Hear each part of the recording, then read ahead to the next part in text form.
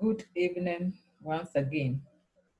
I'm taking you through chapter 6, and it's a topic that we call make and buy decision. This make and buy decision, the whole idea is that as a company is producing, it may have different products that it's producing, which we term as product mix. So this product mix, it will get to a level where the company may decide whether they have to drop one product and concentrate on the remaining ones, looking at their resources or their strength or the results that they are getting. So when it happens like that, then they will make a decision whether they should drop or continue to produce the item. There could also be a situation whereby someone will ask them to produce an item for them. They have to assess themselves using what this relevant cost principle and then decide whether they should produce for the person or they should not produce for the person. So that is also another decision that they can make. There could also be a situation whereby they need materials for production of the items that they are engaged in. They can concentrate using their resources to produce whatever that they are producing as a company, or they may divert and decide to produce the raw materials on their own. So when it happens like that, that is also another decision that they have to take. So this make and buy decision is about these things. Whether you should continue with your number of products you're producing, or you should drop one because it's not giving you enough profit, or because there are some other tactics. For example, when you are producing and you are able to cover your variable cost, the idea is that in order for you to maintain your customers and the goodwill, then you can, as a company, you can decide to maintain the item because you can produce and cover your variable costs. Well, the fixed costs, they are there already, whether you produce or not, they have been incurred. So if you're able to cover your variable costs and that item would draw people to the company or cause people to buy from you or to let you maintain your goodwill, then it's better you continue to let the item be in production. So these are the ideas behind. And this is basically calculations. So I'm taking you through the first illustration. The first illustration is saying that the following data relates to product B by MKP Company Limited. The selling price is 10,000. The total cost is 280,000. The fixed cost is the fixed cost is 120,000. Output for the period was 40,000 units, which represents 80% of their production capacity. And someone called Anane has offered to buy 10,000 units at 9. Should management accept the special order or not? That's the question. The question is that they should accept the order or not. Someone is asking them to produce 10,000 units for them at the price of 9.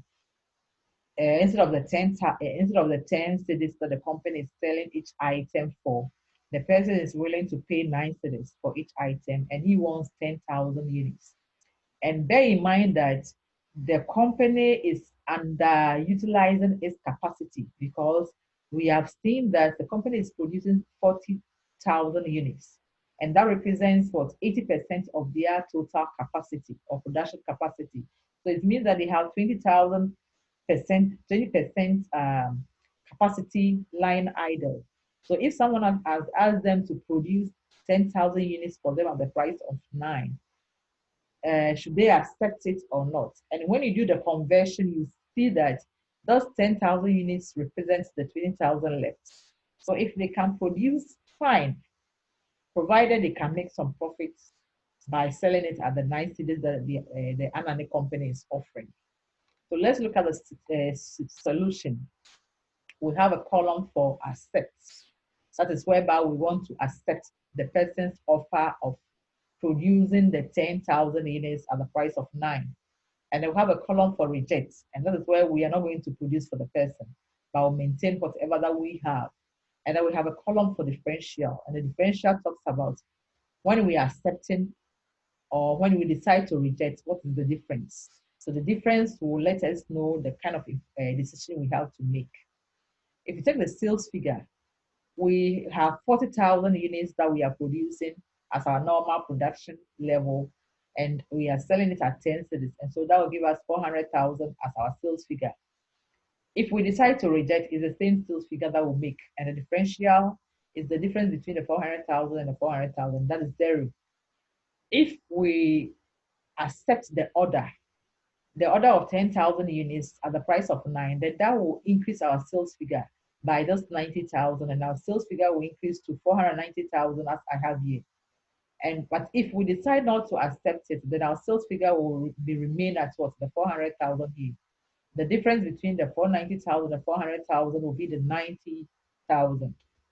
Then we now come and consider our cost. So for cost, we have something like our variable cost. Variable cost, how do we get the variable cost? I've done the workings here.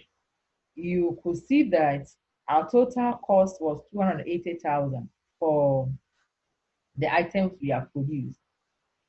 That is the 40,000 units we produced. Our total cost was 280,000. Our fixed cost was 120,000. When you take fixed cost from total cost, you'll be left with a variable cost, because variable cost plus fixed cost is total cost.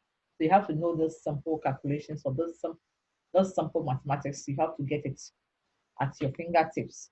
So when you have your total cost and you have information on your fixed cost, you should be able to calculate your variable cost. And that's what I've done here. So when I take out the fixed cost from the total cost of 280,000, I'll get 160,000 as my variable cost.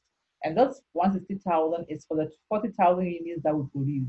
And therefore, per unit will be what? 4 cedis. So it is 1,000 over the 40,000. That will give me 4 cedis. So that's the 4 cedis you see here. So if that is so, then my variable cost for the 40,000 units multiplied by the 4, that's the units 40,000 by 4 will give me 160,000. Then the order that has been made for the 10,000 units is the same variable cost that will incur, which is 4, and that will be 40,000. That will be 40,000. So the 2 will give me 200,000. When I take the 200 from the 490,000, I'll be left with 290,000. If I decide not to accept the offer, or I decide to reject the person's order, I'll maintain my sales figure of 400,000. I'll have my variable cost to be the 160,000. And if I take it out, I'll be left with 240,000. And the fixed cost, whether I will accept it or not, is 120,000. So it's 120,000 across board. And that will give me 120 here, and I accept 120 and I reject. And the differential is for 0. So my total benefit or profit when I accept the project will be 170,000. And when I decide to reject the project, it's what? 120,000. So of course, it tells you that it's good to what? Accept the project, because it gives you higher profits as compared to a situation whereby you will deny the project. So that's the meaning of what I've done so far, or for this first one. When I come to the second one, or second illustration, information given to me says that I'm producing about 3 items, M, N, and G. And the 3 items, I have sales for each one of them. So my sales figure for M, for N, and G will give me the 47,500. I have my direct material cost 500, 75, 5,000, giving me a total of 13,000. I have my direct labor of 1,500, sorry, and then 8,000 and 7,000, giving me a total of 16,500. I've fixed overheads of 1,000, 3,005, 4,005, giving a total of 9,000. And then under the profit, I have 7,000 for the first one. Sorry, I'm just placing them well. Okay, so for the profit, I will get 7,000. And then for N, it's 6,000. For G, I'm making loss of what? 4,000.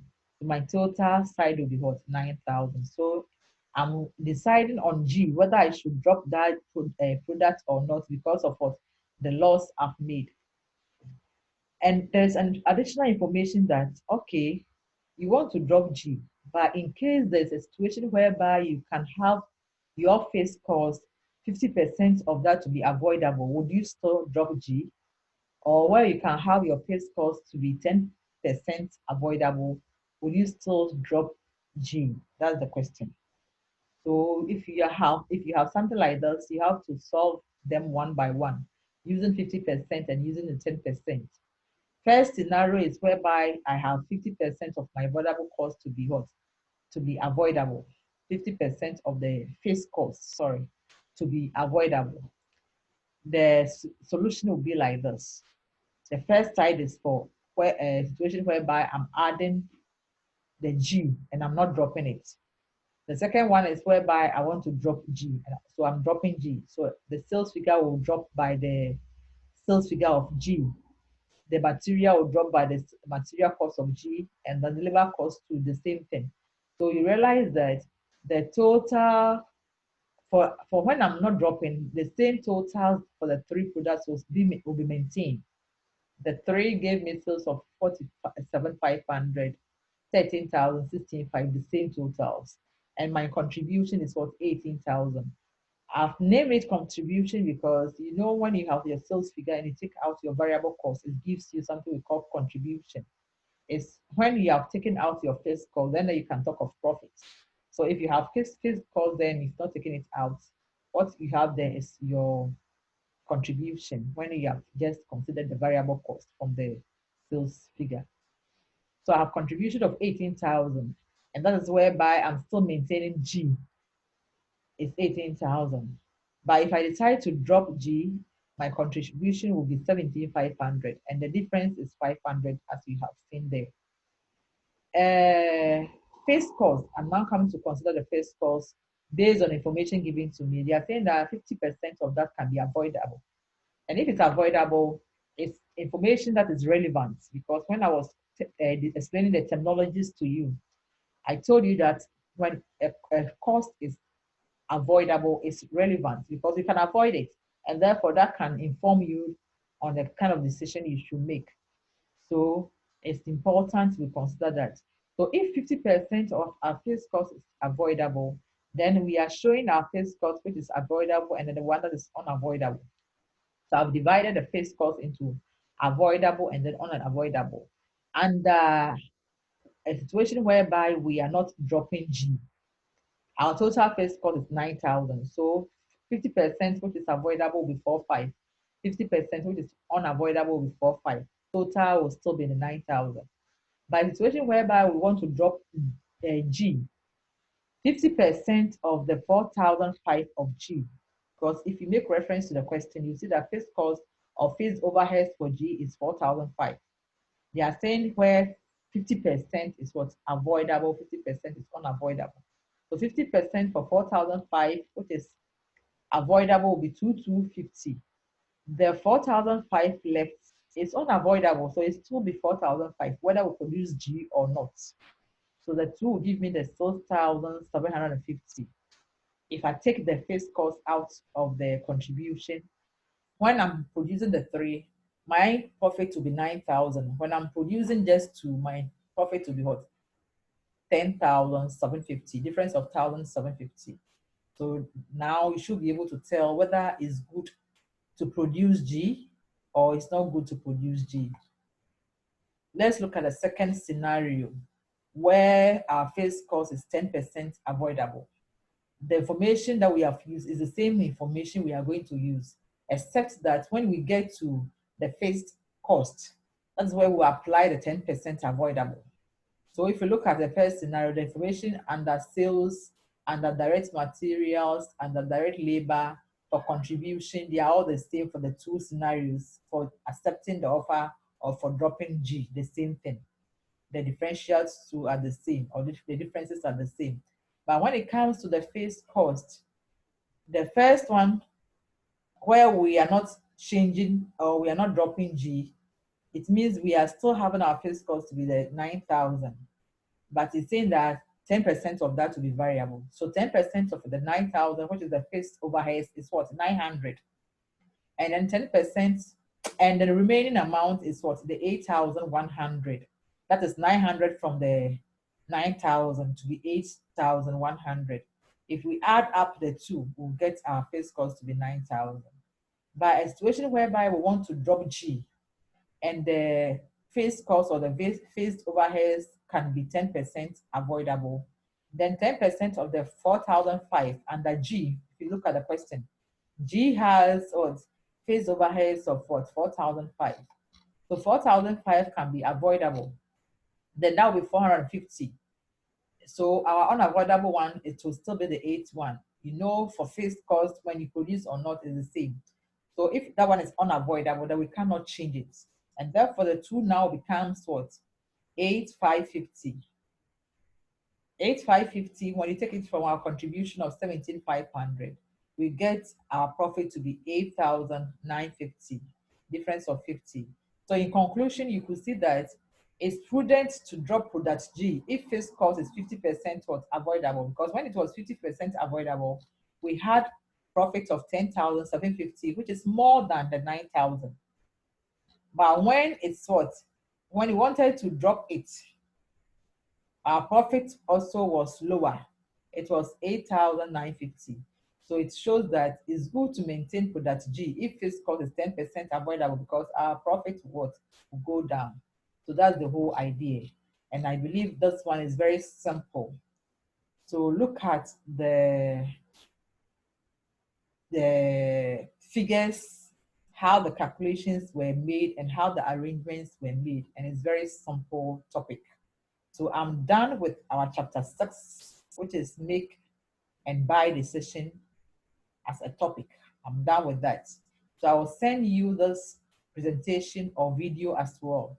And if there's any challenge or problem, then just draw my attention. Thank you very much. Good night. I'm done.